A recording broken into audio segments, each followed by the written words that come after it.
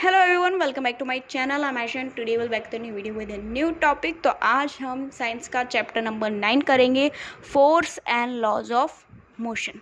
तो चलो फिर स्टार्ट करते हैं हमारा चैप्टर। ओके, तो पहले देखते हैं फोर्स होता क्या है। What is force? फोर्स क्या होता है? बहुत ही सिंपल है फोर्स भी। तो फोर्स होता क्या है? Any action which causes pull, hit or push on a body is called force.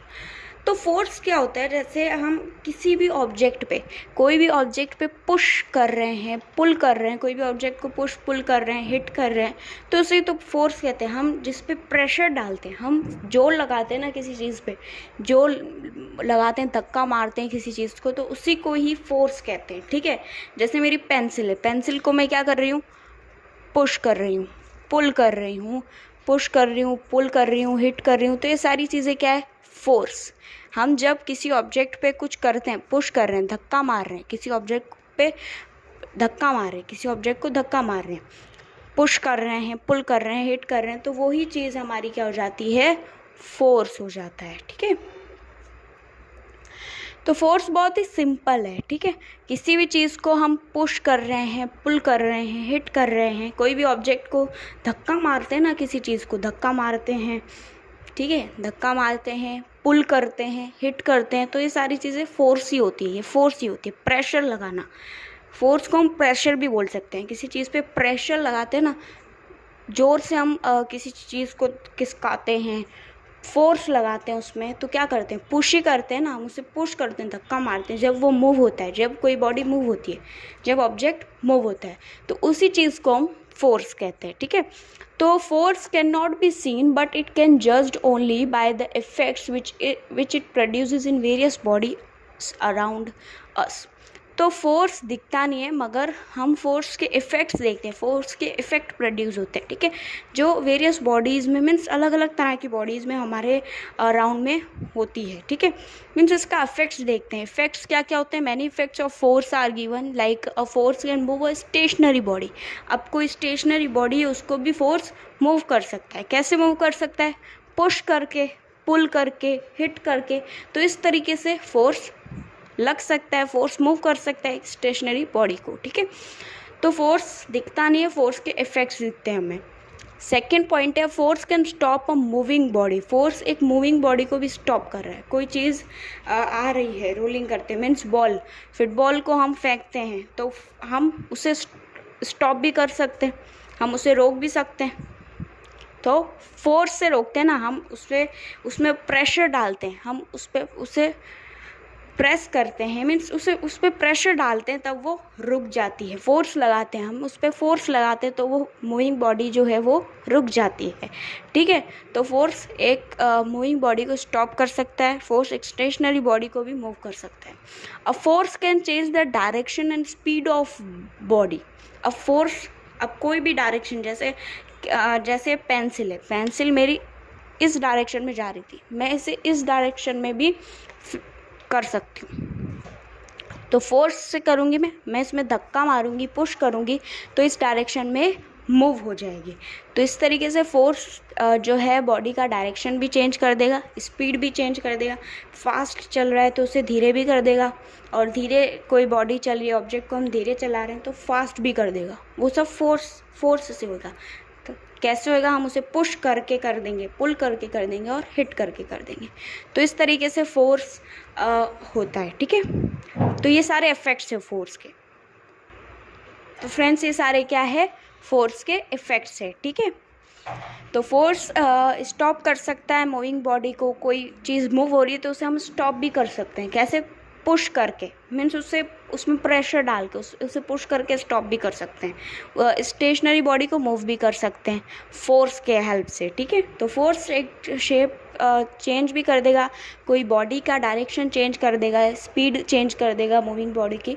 तो ये सारे फोर्स के इफ़ेक्ट्स हैं। ठीक है, अब हम पढ़ते हैं फोर्स के types, which is balanced and unbalanced force. तो फर्स्ट, बैलेंस्ड फोर्स क्या होता है? बैलेंस्ड फोर्स बहुत ही सिंपल है, ये सारे फोर्स सिंपल है, चैप्टर ही बहुत सिंपल है। ठीक है, ओके तो अब देखते हैं बैलेंस्ड फोर्स क्या होता है। तो when the net effect produced by the number of forces acting on the body is zero then the forces are said to be balanced. अब बैलेंस्ड फोर्स को हम एग्जाम्पल से समझते हैं। तो देखो friends, in a tug of war when both teams apply similar force from both sides rope does not side result force is zero, it is balanced force। तो balance force क्या होगा जब एक टग ऑफ वार में मीन्स वॉर में लड़ाई होती है तो दोनों टीम ने अपने अपने साइड से फोर्स अप्लाइड किया, ठीक है, दोनों टीम ने अपने दूसरे के साइड में फोर्स अप्लाइड किया, अपने अपने साइड से फोर्स अप्लाइड किया, तब जो है जो रोप जो है वो मूव नहीं होगी। रोप ना तो इस साइड मूव हो रही है ना तो इस साइड मूव हो रही है, ठीक है, ना इधर मूव हो रही है ना इधर मूव हो रही है, तो रिजल्टेंट फोर्स क्या हो जाएगा, जीरो हो जाएगा। तब हम कहेंगे बैलेंस्ड है, ना तो कोई मोशन। अब देखो ऐसे ही समझो ना, जैसे मैं यहाँ पे डस्टर लेती हूँ, ये डस्टर है मेरा, अब मैं यहाँ से भी फोर्स लगा रही हूँ, ये दो टीम है, अब ये दो टीम, एक मैंने यहाँ से फोर्स लगाया, एक यहाँ से फोर्स लगाया, अब ये ना तो हिलेगी, हम यहाँ से इधर से भी फोर्स लगा रहे हैं, यहाँ से भी फोर्स लगा रहे हैं, दोनों साइड से फोर्स लगा रहे हैं, तो ये ना तो हिलेगी। ये रोप समझ लो आप, और ये दोनों टीम समझ लो, ठीक है, मेरे दोनों हैंड्स को टीम समझ लो। तो जब दोनों टीम एक दूसरे की साइड से फोर्स लगाएगी तो ना तो ये रोप हिलेगी भी नहीं, मोशन नहीं होगा उसमें, फोर्स नहीं लगेगा, ठीक है, तो हम कह देंगे कि बैलेंस्ड फोर्स है। रिजल्टेंट फोर्स जो है वो जीरो आ रहा है, तो हम कह देंगे बैलेंस्ड है। अब अनबैलेंस्ड कैसे हो जाएगा, जब एक टीम ने रस्सी छोड़ दी, रोप छोड़ दी, तो ये जो है वो मूव हो जाएगी, रोप मूव हो जाएगा, तब हम कह देंगे रिजल्टेंट फोर्स नॉन ज़ीरो हो गया, ठीक है, क्योंकि एक टीम ने तो छोड़ दिया, अब ये रस्सी मूव हो गई, फोर्स लग गया, उसमें पुश हो गया, फोर्स लग गया, मोशन हो गया, तो हम कह देंगे अनबैलेंस्ड फोर्स हो गया, वो क्या हो जाएगा, अनबैलेंस्ड फोर्स, ठीक है। डेफिनेशन देख लेते हैं हम अनबैलेंस्ड फोर्स की, ठीक है।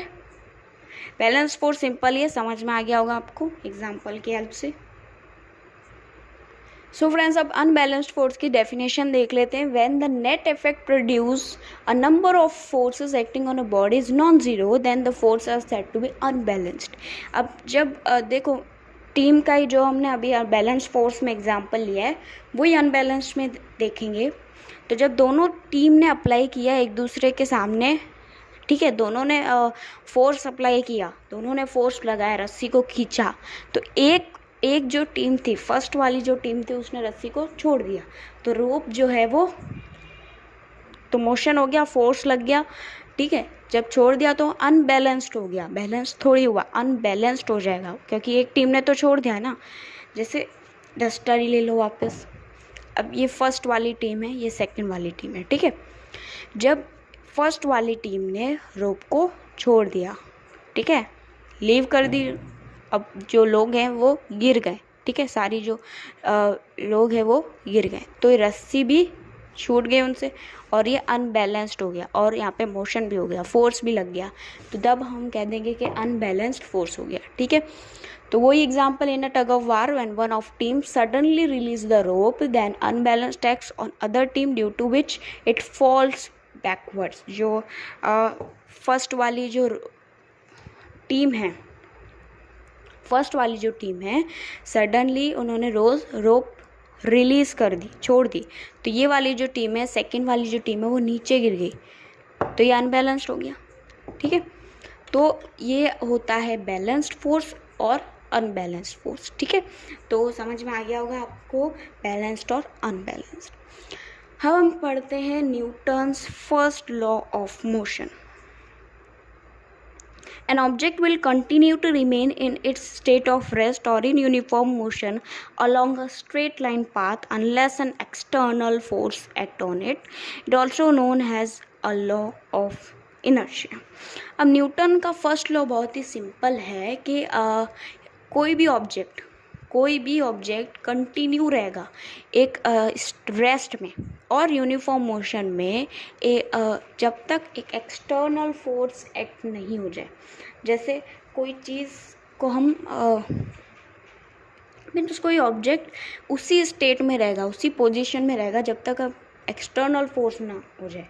जैसे जैसे पेन को रखा है अपन ने तो रखा ही रहेगा। जैसे इस पेंसिल को मैंने यहाँ पे रखा है तो ये रखी रहेगी, ठीक है, रखी रहेगी, रेस्ट में रहेगी जब तक एक्सटर्नल फोर्स ना हो जाए। जब तक मैं इसमें फोर्स अप्लाई ना कर लूँ, मैं इसे पुश ना कर लूँ, मैं इसे उठा ना लूँ, तब तक ये रेस्ट में ही रहेगी, ठीक है। तो ये है न्यूटन का फर्स्ट लॉ ऑफ मोशन। इसे इनर्शिया भी कहते हैं। इनर्शिया किसे कहते हैं मैं एक बार डेफिनेशन आपको बता देती हूँ। सो फ्रेंड्स, इनर्शिया क्या होता है? Tendency of the body to oppose or resist any change in state of rest or uniform motion. अब देखो, इनर्शिया एक टेंडेंसी होती है, हमारी बॉडी की नेचुरल टेंडेंसी होती है। जब हम सोते हैं तो सोते ही रहते हैं, हम कोई चेंज होना ही नहीं चाहते, करना ही नहीं चाहते। हमारा एग्जाम्पल ले लो ना, हम जब सोते हैं तो सोते ही रहते हैं। हम चाहते हैं कि हम उठें, हम कुछ काम करें, हम सोते ही रहते हैं जब तक हमें मम्मी नहीं उठा दे, है ना, जब तक हमें मम्मी नहीं उठा दे। तो यही हमारी नेचुरल टेंडेंसी बॉडी की होती है कि कोई चेंज नहीं चाहता है, हम कोई चेंज नहीं चाहते, हमारा जो मन करे हम वो ही करते हैं। तो फ्रेंड्स, इनर्शिया यही होता है जब तक मतलब हमारा एग्जाम्पल ले लो, जैसे हम सब सोते ही रहते हैं, सुबह सुबह सोते ही रहते हैं, लेट उठते हैं, जब तक हमें मम्मी नहीं उठा दे जब तक हम उठते ही नहीं हैं, है ना। सबकी यही बात होती है। तो यही हमारी नेचुरल टेंडेंसी होती है, हम कोई चेंज चाहते ही नहीं, हम चाहते सोते ही रहें, ठीक है, आराम ही करें। तो यही इनर्शिया होता है। इसे इनर्शिया कहते हैं। हमारी बॉडी की नेचुरल टेंडेंसी होती है कि हम ना कोई चेंज नहीं चाहते, हम हमारी बॉडी में कोई चेंज नहीं चाहते हैं, कुछ करने का मन नहीं होता उसे, मीन्स ये चीज़ इनर्शिया होती है। एक एग्जांपल के तौर पे मैं आपको दे रही हूँ एग्जांपल। तो सिंपल ही इनर्शिया। सो फ्रेंड्स, अब Newton's first law of motion तो आपका क्लियर ही हो गया होगा। एक बार वापस से बता देती हूँ मैं कि ऑब्जेक्ट कंटिन्यू रहेगा, ऑब्जेक्ट मीन्स रेस्ट की पोजीशन में ही रहेगा अनलेस हम कोई उस पर फोर्स ना डालें, हम कुछ एक्सटर्नल फोर्स ना आए, बाहर से कोई फोर्स ना लगे। जैसे एक पेन है, पेंसिल है, उनको हम रखेंगे तो वो रखे ही रहेंगे, वो मीन्स कोई चेंज नहीं चाहते हो, वो रखें तो रखे ही रहेंगे। हम जब उस पर फोर्स डालेंगे, हम एक्सटर्नल फोर्स लगाएंगे, तब वो मूव होंगे। तो कोई भी बॉडी होती है वो कोई चेंज चाहती नहीं है, कोई चेंज ही नहीं चाहती है। तो ये बॉडी की नेचुरल टेंडेंसी होती है, इसे इनर्शिया कहते हैं और ये न्यूटन्स का फर्स्ट लॉ ऑफ मोशन है, ठीक है। सो गाइज, हम न्यूटन का सेकंड लॉ और थर्ड लॉ नेक्स्ट वीडियो में पढ़ेंगे और बाकी के टॉपिक्स भी नेक्स्ट वीडियो में क्लियर करेंगे। तो आई होप सो कि आपको ये force, unbalanced force, balanced force, inertia and Newton first law of motion समझ में आया होगा। तो समझ में आया तो आप कमेंट सेशन में मुझे ज़रूर बताना कैसा लगा मेरा video. Thank you for watching and don't forget to like and subscribe. Bye bye.